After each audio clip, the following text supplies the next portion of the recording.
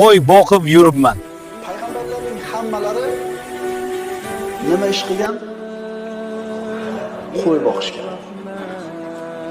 Qo'y boqishning hikmati katta birodarlar. Har bitta payg'ambar qo'y boqqan ekanmi? Demak, bunda ulug' hikmat bor. Bunda bir ilohiy bir ta'lim, tarbiya bor. Insonning qalbini muloyimlikka, yumshoqlikka, sabr, qanoatga o'rgatishlik bor. Qo'y boqqan inson birodarlar fikr qilishlikka ko'p vaqti bo'ladi.